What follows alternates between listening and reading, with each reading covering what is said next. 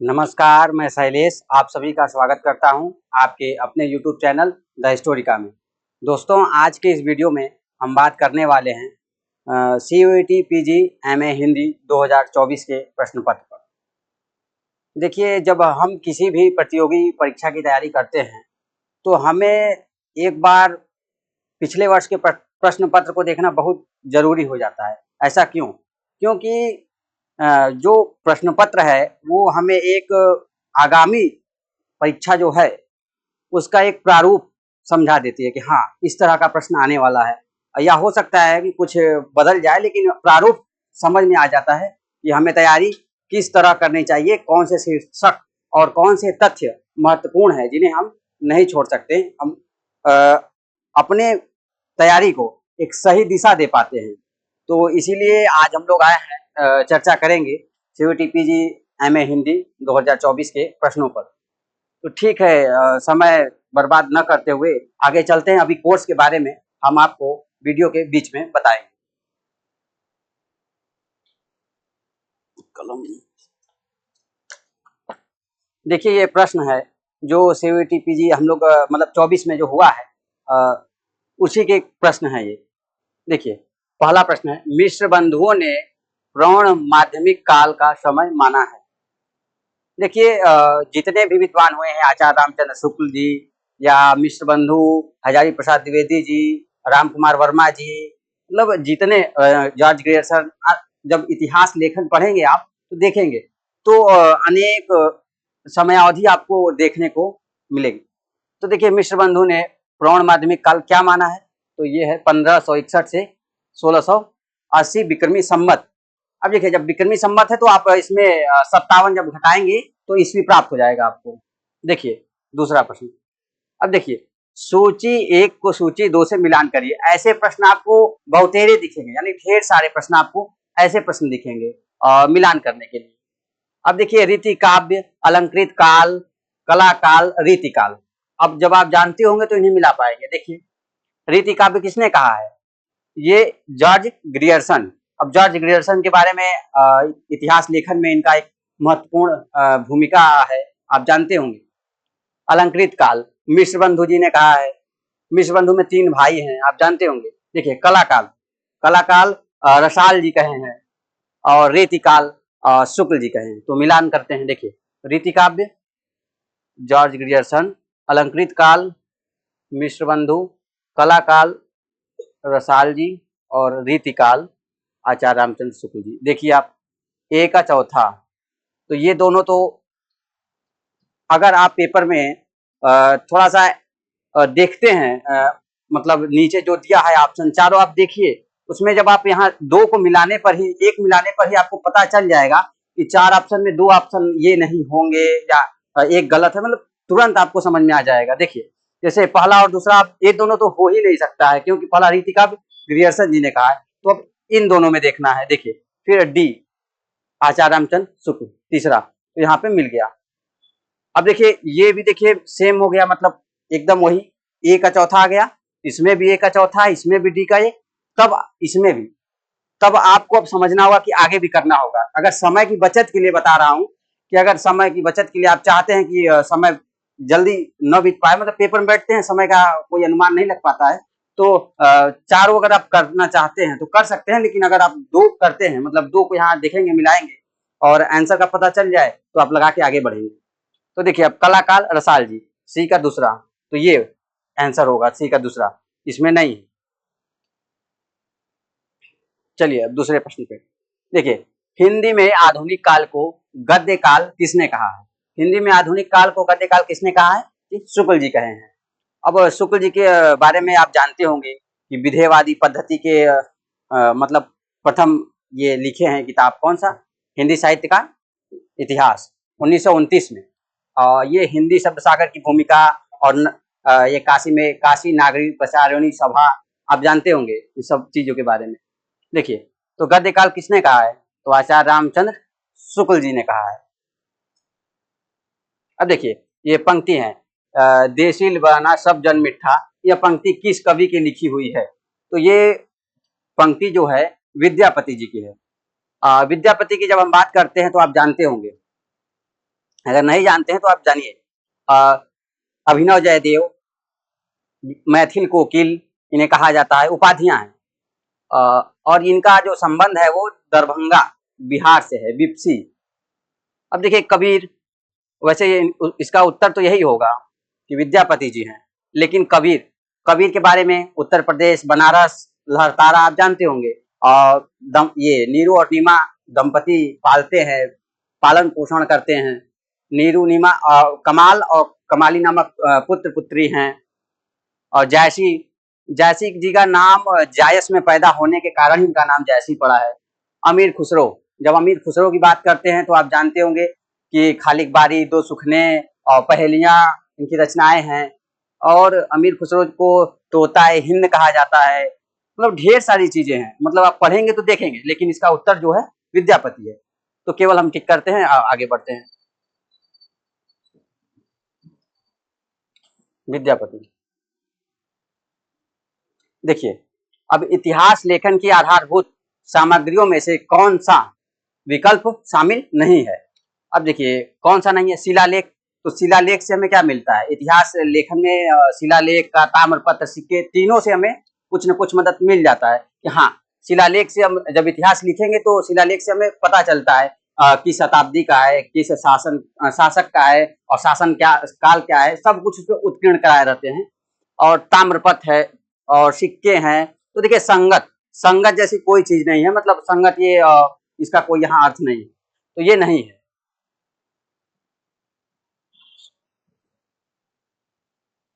संगत, संगत नहीं है। अब देखिए निम्नलिखित में से रामकुमार वर्मा ने नौ नाथों के नाम बताए हैं। अब देखिए रामकुमार वर्मा जी नौ नाथ के नाम बताए हैं। अब जब आप नौ नाथ को जानते होंगे तभी इस प्रश्न को कर पाएंगे, लेकिन हाँ कुछ ये बहुत कठिन तो प्रश्न नहीं है। लेकिन आप देखिए इसमें दिया है रविनाथ और रामनाथ। ये नाथ में ऐसे नाम तो नहीं है नौ नाथों में। तो देखिए इसमें आदिनाथ, गोरखनाथ और मत्स्येंद्रनाथ, ये तीन है, यानी ACE। देखिए केवल ACE ये होगा।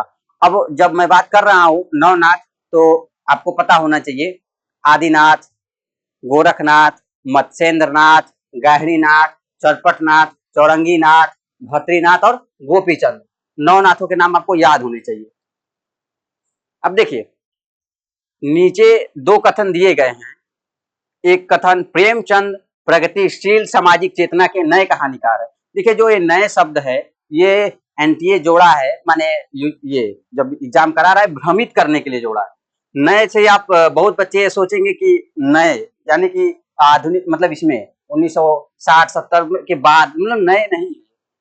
प्रेमचंद प्रगतिशील सामाजिक चेतना के कहानीकार हैं तो हैं। नए शब्द से कोई बहुत आशा यहाँ मत जोड़िएगा। अब देखिए स्वयं प्रकाश 8वें दशक के चर्चित कहानीकारों में से एक है, तो जाहिर सी बात है ये भी कथन सही है। आप जानते होंगे स्वयं प्रकाश जी को। चर्चित कहानीकार दोनों सही है। तो क्या है, कथन 1 और कथन 2 दोनों सही है। अब देखिए दिया है नीचे दो कथन दिए गए हैं, एक अभिकथन के रूप में, एक कारण के रूप में। अब अभिकथन और कारण ऐसे प्रश्न भी आपको दिखेंगे, क्योंकि इस समय जो चल रहा है प्रारूप पेपर में जो आ रहे हैं प्रश्न, वो या तो मिलान करने के लिए आ रहे हैं, सूची का मिलान करिए, सूची 1 सूची 2 ऐसे करके, और या अभिकथन कारण। और ऐसे ही प्रश्न आपको मतलब समय आपका इतना अधिक ले लेते हैं कि आप दूसरे प्रश्नों पे जा नहीं। कुछ बच्चे ऐसे करते हैं कि मैं कर ही नहीं पाया, पूरे प्रश्नों को देख नहीं पाया, तो कारण यही है कि इसी में उलझे रह जाते हैं। तो देखिए नीचे दो कथन दिए गए हैं, कथन अभिकथन और कारण। देखिए देखते हैं।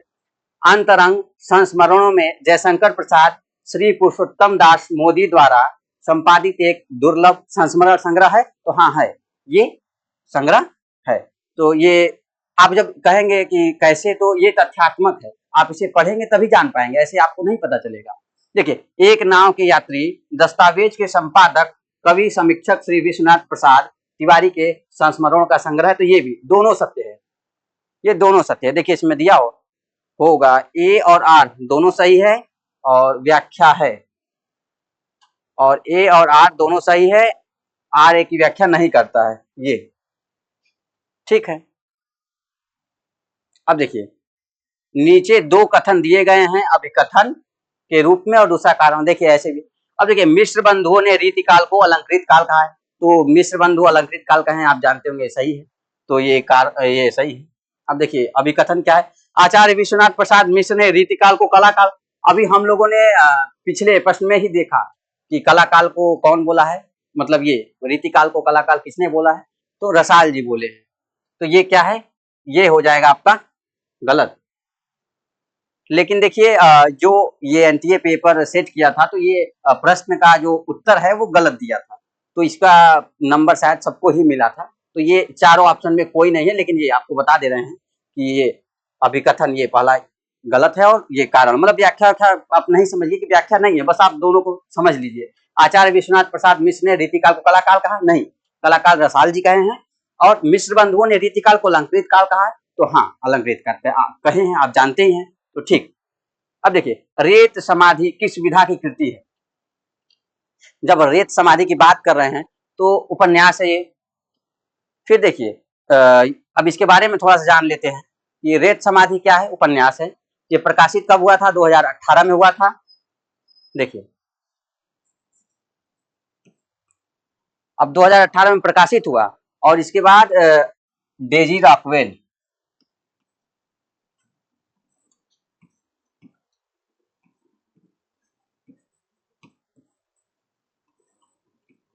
डेजी रॉकवेल इंग्लिश में अनुवाद किए, और ये 739 पृष्ठों का है।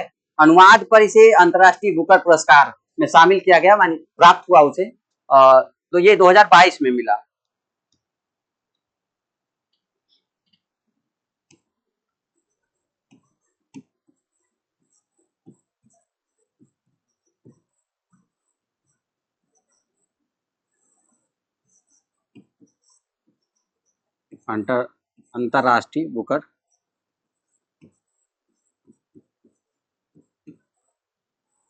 अंतर्राष्ट्रीय बुकर बुकर पुरस्कार, तो आप ये जानते होंगे। अब देखिए रेत समाधि 2018 में प्रकाशित हुआ, 2022 में अनुवाद पे मिला है ये अंतर्राष्ट्रीय बुकर पुरस्कार, तो ठीक है। आगे चलते हैं। देखिए अब ये है हमारे कोर्स के बारे में। हमारे यहाँ प्रहार बैच प्रारंभ हो चुका है। देखिए ये विभिन्न विषयों के कोर्स हैं। अभी हम लोग हिंदी पर चर्चा कर रहे हैं, तो हमें यहाँ देखिए हमारा एमए हिंदी यहाँ दिख रहा है आप लोगों को, तो आप अगर इच्छुक हो तो हमसे जुड़ेंगे। तो देखिए अब आगे चलते हैं, इसके बारे में आपको अच्छे तरीके से मतलब समझाएंगे। देखिए इसमें क्या है, आप हमसे जुड़ेंगे तो क्या लाभ आपको होगा। देखिए विभिन्न कोर्सों के हैं। अब देखिए अगर आपके कुछ साथी हैं तो आप उनको भी बताइएगा कि हाँ हमारे द हिस्टोरिका चैनल पर या हमारे द हिस्टोरिका परिवार में विभिन्न विषयों के बैच चल रहे हैं, आप उसमें भी जुड़ सकते हैं। देखिए एमए हिंदी के बारे में, अब देखिए लाइव क्लासेस, मैं आप लोगों को जो भी कुछ बताऊंगा या पढ़ाऊंगा वो आप बार बार मतलब एक बार देखे नहीं समझ में आया, तो क्योंकि एक बार में ठीक है नोट्स बनाते चलिएगा समझ में आएगा, मतलब हम लोग कई बार उसको देख सकते हैं, हमारे ऐप पर वो रहेगा लाइव क्लासेस रिकॉर्ड एंड, मतलब आप रिकॉर्ड रहेगा, आप कभी भी देखिए। देखिए after live class lecture will be available, वही है।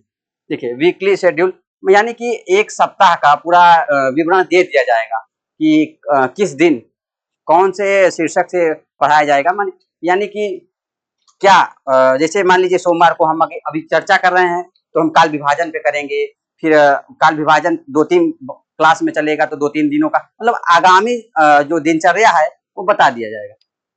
अब देखिए लाइव डाउट क्लियरिंग, माने आप पूछ भी सकते हैं अपने प्रश्न को। अब बायलिंगुअल, देखिए यहाँ पर इसका कोई यहाँ पर अर्थ नहीं हम लोगों के लिए, क्योंकि हम लोग हिंदी की तैयारी कर रहे हैं, तो ये पेपर हिंदी में ही होगा, यानी जितना सब कुछ है हिंदी में।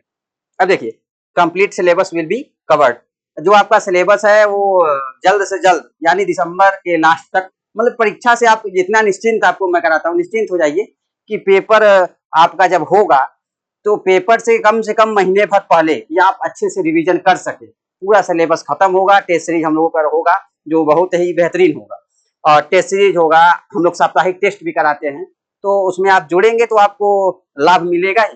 क्योंकि देखिए आप राष्ट्रीय स्तर की परीक्षा की तैयारी कर रहे हैं, और अगर आप केवल पढ़ते हैं तो आप हमें लगता है कि नहीं कर पाएंगे। देखिए टेस्ट देने से क्या होता है कि हम अपना स्वयं का आकलन कर पाते हैं कि हम इस समय कहाँ पर हैं, कौन से पोर्शन पे हमें काम करना चाहिए, तो आदि चीजें देखने को मिलेंगी।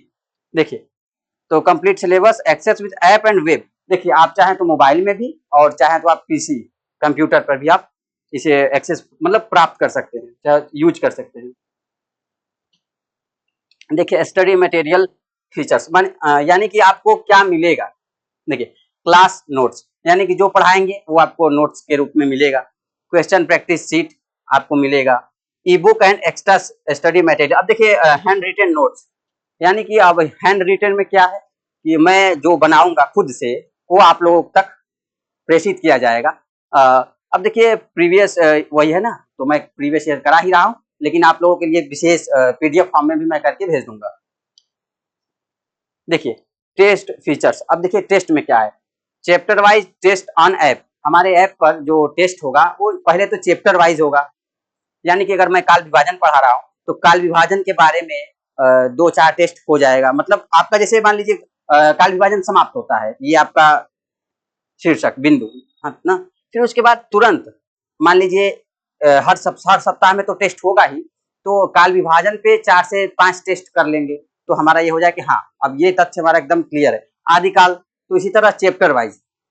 फिर देखिए, मल्टीपल अटेम्प्ट यानी आप कई बार देख सकते हैं। देखिए, जब एक बार आप टेस्ट दे रहे हैं तो फिर आपसे कुछ त्रुटि होगी तो आप सुधारने के लिए उसे फिर से देख सकते हैं। देखिए आप उसे कि कहाँ गलती हुआ है, उसको सुधार कर सकेंगे।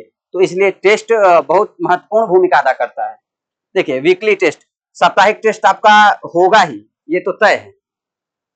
अब देखिए, मोर देन 15। अब देखिए, 15 फुल सिलेबस लिखा हुआ है लाइव टेस्ट आफ्टर, मतलब जब आपका पाठ्यक्रम पूरा करा दिया जाएगा तो आपको 15 टेस्ट यानी कि पूरा जैसे 75 प्रश्न आते हैं सीयूटी पीजी एंट्रेंस एग्जाम में, तो उसी तरह एकदम बनाया हुआ। अब देखिए, ये बाइलिंगुअल, तो इसमें कोई मतलब नहीं है कि केवल हिंदी भाषा में रहेगा। अब देखिए, special test series will be launch soon, यानी कि अभी हमारा टेस्ट सीरीज लॉन्च नहीं हुआ है। अगर आप हमारे बैच में जुड़ते हैं तो उन बच्चों को ये सुविधा निःशुल्क मिलेगा। और जो आप अगर ये यूट्यूब से देख रहे हैं तो आप करेंगे तो आपको कुछ पेमेंट करना होगा। तो देखिए, जब टेस्ट सीरीज है तो टेस्ट सीरीज आप जब जुड़ेंगे तो क्या लाभ है अब बता चुके हैं, बार बार उसी को हम रिपीट नहीं करेंगे। क्योंकि राष्ट्रीय स्तर की परीक्षा है, ढेर सारे प्रतिद्वंदी आपके हैं लगे हैं। ये मत सोचिएगा कि केवल मैं ही हूँ, बहुत सारे लोग हैं। देखिए, हाउ टू परचेज। अब देखिए, कैसे हमारे कोर्स में आप जुड़ सकते हैं, हमारे द हिस्टोरिका परिवार के कैसे सदस्य बन सकते हैं। देखिए, download our app the Historica from play store. आप प्ले स्टोर पे जाइए, द हिस्टोरिका सर्च करिए, हमारे ऐप को डाउनलोड करिए, वहां आप अपने को रजिस्टर्ड करिए। गो टू स्टोर सेक्शन, आप वहां पे स्टोर में जाइए। फिर देखिए, फाइंड योर कोर्स, आप अगर एमए हिंदी वहां सर्च करेंगे आपको मिल जाएगा। फिर देखिए, check our message on WhatsApp, जहाँ पर मतलब यहाँ पर जब आप करेंगे, देखिए, हाँ, क्लिक आई एम इंस्टेड, मैंने आप रुचिकर हैं, रुचि ले रहे हैं तो ठीक है, तो हमारे यहाँ जो लोग हैं टेक्निकल टीम में वो आपसे संपर्क करेंगे। देखिए, check our message on WhatsApp. फिर देखिए, ये है पे शॉर्ट लिंक गिवन देयर, मतलब आप वहां से आप जुड़ पाएंगे। देखिए, फिर हम आते हैं प्रश्न पर। आपको कोर्स के बारे में बता दिया हूँ। आप अगर जुड़ना चाहते हैं तो जरूर जुड़िएगा और निसंदेह आपको लाभ होगा। देखिए, नक्तौरा उपन्यास की लेखिका हैं। देखिए, ये जो है नक्तौरा, ये 2022 में प्रकाशित एक उपन्यास है। और ये नक्तौरा, अब हम लोग आधुनिक काल पढ़ेंगे, हम लोग जब तैयारी कर रहे थे तो लगा होगा, लोगों को लगता भी होगा कि अभी आप लोग कर रहे होंगे तो सोचे होंगे आधुनिक काल भारतेंदु युग शुरू करेंगे और ये नई कविता या दलित कविता या स्त्री विमर्श तक आके समाप्त कर देते हैं, लेकिन नहीं, ये 2022 तक आया है। तो आप अनुमान लगा लीजिए कि हमें किस तरह की तैयारी करनी चाहिए। देखिए, यह है 2022 में प्रकाशित, 2022 में प्रकाशित है और चित्रा मुदगल जी हैं इसकी लेखिका। बाकी ठीक है, हम लोग देखेंगे। देखिए, अब खुमार रासों की भाषा, खुमार रासों की भाषा, देखिए, शुक्ल जी इसे देश भाषा काव्य में शामिल करते हैं। तो देश भाषा में इसे शामिल करते हैं, इसे राजस्थानी, इसकी भाषा क्या है, राजस्थानी है। अब देखिए, डिंगल है, तो डिंगल के बारे में आप जानते होंगे कि अपभ्रंश और राजस्थानी मिलकर के डिंगल का निर्माण करते हैं, डिंगल शैली या डिंगल भाषा आप जो कहिए। अब देखिए, इसी तरह होता है पिंगल, तो पिंगल क्या है, अपभ्रंश और ब्रज, ये दोनों मिलके पिंगल शैली या भाषा का निर्माण। ठीक है, आगे बढ़ते हैं। देखिए, सूची 1 को सूची 2 से सुमेलित कीजिए। देखिए सूची 1 को और 2 से मिलान करने के लिए ऐसे प्रश्न ढेर सारे हैं, तो आप सोच लीजिए आपकी तैयारी कैसी होनी चाहिए। देखिए महादेवी वर्मा, माखनलाल चतुर्वेदी, डॉक्टर नगेंद्र और कृष्णा सोबती। आप जानते होंगे महादेवी वर्मा। तो महादेवी वर्मा के बारे में ये छायावाद के 4 प्रमुख स्तंभों में से एक हैं। यामा पर ज्ञानपीठ पुरस्कार भी मिला है। इनकी ढेर सारी रचनाएं हैं। तो ये सब तथ्य हमको एकदम याद होना चाहिए। देखिए महादेवी वर्मा हम लोग बचपन से पढ़े हैं, मेरा परिवार सुने होंगे आप। देखिए माखनलाल चतुर्वेदी, समय के पांव। अब देखिए डॉक्टर नगेंद्र, ये चेतना के बिंब। देखिए कृष्णा सोबती, हम हसमत। तो अब आप मिलान देखिए, ए का दूसरा। अब देखिए ये ए का तीसरा है, ये ए का चौथा है। तो आप इसे चाहे तो तुरंत देख के कहेंगे ये हाँ पहला और चौथा तो नहीं है, केवल है तो 2 और 3 ये दोनों में। अब देखिए डी कृष्णा सोबती का हम हसमत। अब डी का तीसरा देखिए ये, सी का पहला, हाँ ठीक है, हो गया। चलिए देखिए फिर सूची मिलान। देखिए भारतेंदु बाबू हरिश्चंद्र का जीवन चरित्र, ये किसकी रचना है? बाबू राय कृष्ण दास जी की है। कलम का सिपाही, कलम का सिपाही किसकी रचना है? अमृत राय। कमलेश्वर मेरे हमसफर, गायत्री कमलेश्वर। निराला की साहित्य साधना किसकी है? आप जानते होंगे, रामविलास शर्मा जी। अब मिला लेते हैं इसे। देखिए भारतेंदु बाबू हरिश्चंद्र जी का जीवन चरित्र है 1904 में, ये 1904 में प्रकाशित है। देखिए कलम का सिपाही आप जानते होंगे 1962, काफी चर्चित है। और कमलेश्वर मेरे हमसफर ये है 2005। ये है गायत्री कमलेश्वर, ये लिखी है गायत्री कमलेश्वर। देखिए निराला की साहित्य साधना रामविलास शर्मा जी की है। फिर बता रहा हूँ, दोहरा रहा हूँ कि आपको याद हो जाए कम से कम। एक बार अगर इस वीडियो को देख रहे हैं तो इसीलिए बार बार बोल रहा हूँ, कुछ नहीं तो आपके जहन में रहेगा। तो हाँ जब आप कभी पढ़ेंगे तो आपके अवचेतन मन में चला जाएगा। देखिए निराला की साहित्य साधना ये 1969 में। अब मिलान कर लीजिए। यहाँ पहला का क्या है? ए का चौथा, यहाँ चौथा बना लेते हैं, ए का चौथा। देखिए इसमें क्या है, केवल पहले वाले में समय के। देखिए अगर मान लीजिए आप ये सब मिलाएंगे ठीक है, लेकिन ये ए का चौथा आप अगर चाहें, बाकी किसी में नहीं है, आप एकदम 100% कहते हैं कि हाँ हमको पूरा भरोसा है कि यही होगा, तो आप पेपर में अच्छा कर सकते हैं। मतलब तुरंत आप यहाँ पहला मिला लिए और तुरंत आप करके आगे बढ़ सकते हैं। तो ठीक है मिला लीजिए, तो मिला ही है। देखिए ये है सूची 1। सूची मिलान मान लीजिए कि कम से कम 10 से 12% से अधिक आएंगे, 15 कम से कम मान लीजिए। तो आप ढेर सारे तथ्यों को याद करने की कोशिश करिएगा। देखिए बादल की मृत्यु राम कुमार वर्मा जी की है, जिन्हें हम एकांकी सम्राट कहते हैं। एकांकी का जनक कौन है? राम कुमार वर्मा जी। अब देखिए परिव्राजक की प्रजा, ये शांति प्रिय द्विवेदी जी की है। अब गुल की बन्नो, ये धर्मवीर भारती जी की है। और मुक्तिबोध, तो ये हम लोग जानते हैं काठ का सपना, ये कहानी संग्रह है। देखिए मिला लेते हैं। डी का चौथा, देखिए ये दोनों तो नहीं होगा, ये तीसरा चौथा दोनों में से कोई नहीं। अब देखिए गुल की बन्नो, धर्मवीर भारती, सी का तीसरा, ये है ऑप्शन। चाहे तो आप ऐसे कर ले, लेकिन मिला लीजिए आप। राम कुमार वर्मा, ठीक। देखिए नीचे 2 कथन दिए गए हैं, एक अभिकथन एक कारण। अभिकथन कारण आपको ये सोच के चलना है कि ये हमारा गलत न हो, क्योंकि ऐसे प्रश्न आएंगे ही और आप इससे कतराएंगे तो फिर दिक्कत होगी। देखिए ए इसमें क्या है, पहला ए वाले में कि नूरजहां गंगा प्रसाद गुप्त का ऐतिहासिक उपन्यास है, तो हाँ ऐतिहासिक है। अब देखिए हमीर गंगा प्रसाद गुप्त का सामाजिक उपन्यास है, नहीं। देखिए हमीर जो है एक राजा हुए हैं, और राजा है तो उनका राजनैतिक होगा, मतलब इतिहास जो भी आप समझ लीजिए उसको, तो राजनैतिक होगा। हम्बीर अगर किसी चीज को राजनैतिक, क्योंकि राजा है और उसका आधार बना के अगर हम लिखते हैं तो राजनैतिक दृष्टिकोण होना चाहिए और होगा, तो ये सामाजिक तो नहीं है। तो क्या है ये गलत है। तो देखिए इसमें है ए सही और आर गलत। देखिए ए सही है परंतु आर सही नहीं है, तो शायद यही है, ए सही है आर सही नहीं है, ठीक ये है। अब देखिए ठेठ हिंदी का ठाठ के रचनाकार आप जानते होंगे हरिऔध जी को। ये हरिऔध जी हैं, ये रचना है 1899। ये खड़ी बोली का प्रथम महाकाव्य भी इसे कहा जाता है, और इसका जो मतलब पहले का नाम था क्या था, देवबाला, देवबाला नाम था। ये अयोध्या सिंह उपाध्याय या हरिऔध। ठीक, आगे चलते हैं। देखिए 10 तस्वीरें किस विधा की रचना है। ये 10 तस्वीरें जो रचना है ये किस विधा की है, तो रेखा चित्र संस्मरण। और किनकी है, ये जगदीश चंद्र माथुर जी की है। आप देखेंगे कोणार्क और शारदिया, ढेर सारे इनकी रचनाएं हैं, तो हम लोग पढ़ेंगे तो देखेंगे। देखिए निम्नलिखित में से जयशंकर प्रसाद के नाटक हैं, तो देखिए आप जानते होंगे इसे, अगर नहीं जानते ठीक है, लेकिन आप ये तो जरूर सुने होंगे। एक घूंट।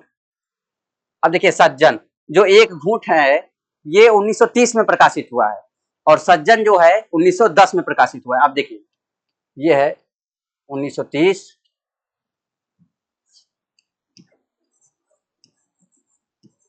ये है 1910।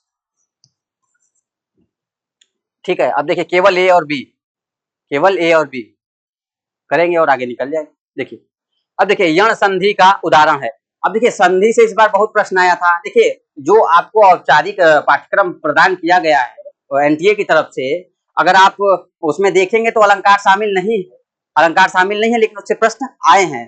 तो आप हमारे प्लेलिस्ट में जाकर के हमारे मतलब विश्लेषण एक तरह से एकदम व्यवस्थित तरीके से पाठ्यक्रम कौन कौन से तथ्य पढ़ना होगा, कौन कौन से शीर्षक जरूरत है, मतलब जरूरत आवश्यक है, आप देख सकते हैं हमारे वीडियो में। देखिए यण संधि, तो संधि आप लोग पढ़े होंगे, आप बता सकते हैं इसको, कि एकदम सरल सा प्रश्न है। अत्याचार, देखिए जहां प्रस्तुत से अप्रस्तुत का भी बोध होता है। देखिए थोड़ा सा मान सकते हैं कि अगर अलग नहीं पढ़े होंगे अलंकार, देखिए अगर हम लोग तो पढ़ के मतलब आप अलंकार जब सिलेबस में नहीं है, पाठ्यक्रम में नहीं है, तो आप नहीं पढ़ के जाएंगे। देखिए आया है, तो ये होगा समासोक्ति। ये थोड़ा सा जटिल प्रश्न है, जटिल इसलिए कि पढ़ के नहीं गए आदमी, नहीं जा पाएंगे, क्योंकि सिलेबस में नहीं है, आप सोचेंगे नहीं आएगा, तो इसलिए कोशिश करिएगा कि कुछ अलग से भी आप अध्ययन करिए।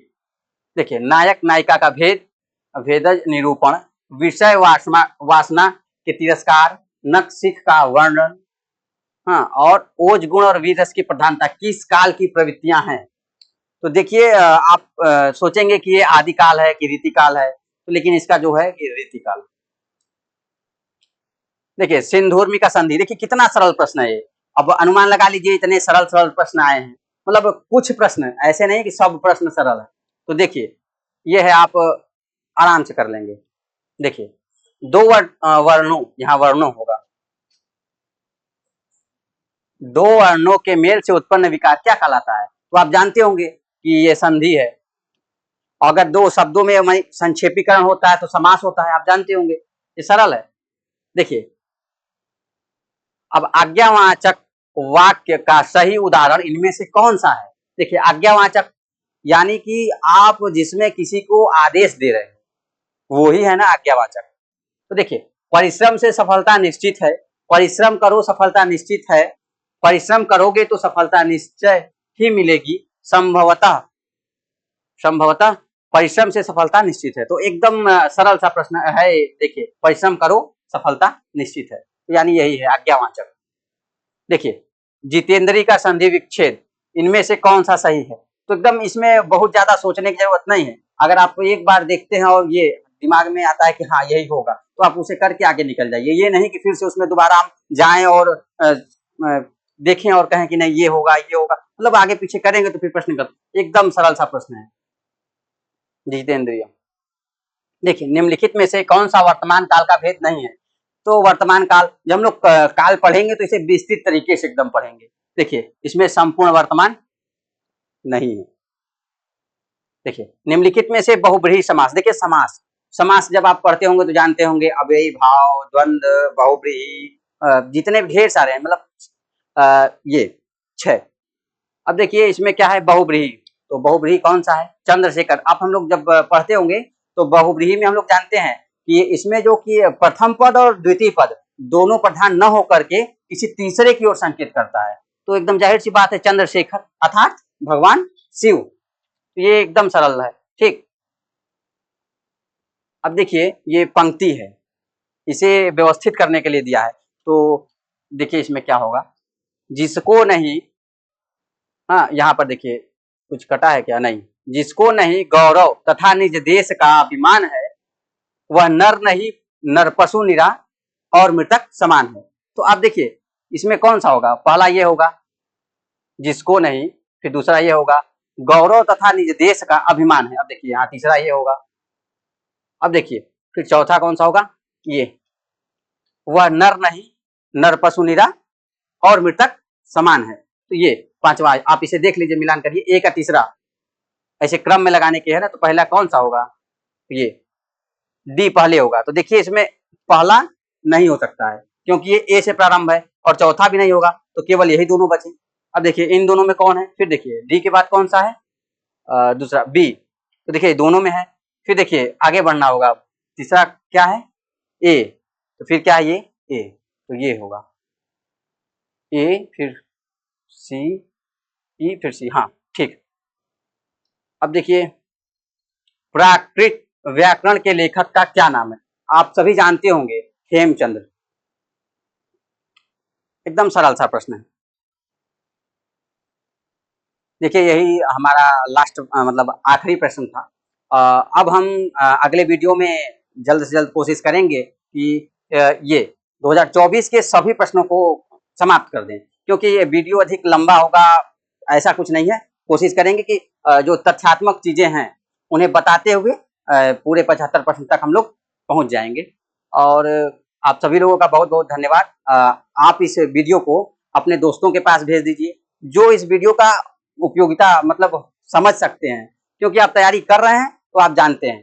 तो अपने दोस्तों के साथ, अपने छोटे भाई बहन के साथ इसे प्रेषित करिएगा। अगर ये हमारे वीडियो मतलब हमारे परिवार द्वारा इतना मेहनत किया जा रहा है आप लोगों के लिए, अगर ये वीडियो पसंद आए तो आप इसे लाइक करिएगा, और चैनल पर पहली बार आए हैं तो आप सब्सक्राइब कर लीजिएगा। और क्योंकि हमारे यहाँ केवल तैयारी के, ऐसा नहीं है कि केवल तैयारी ही कराया जाता है। आप इतना समझिए कि अगर पल पल का अपडेट यानी खबर आपको चाहिए तो आप इसे सब्सक्राइब कर लीजिए, क्योंकि आप हमसे जुड़े रहेंगे तो जितने भी मतलब आप निश्चिंत हो जाएंगे एकदम, जो भी खबर है आपको आराम से मिल जाएगा। ठीक है, धन्यवाद।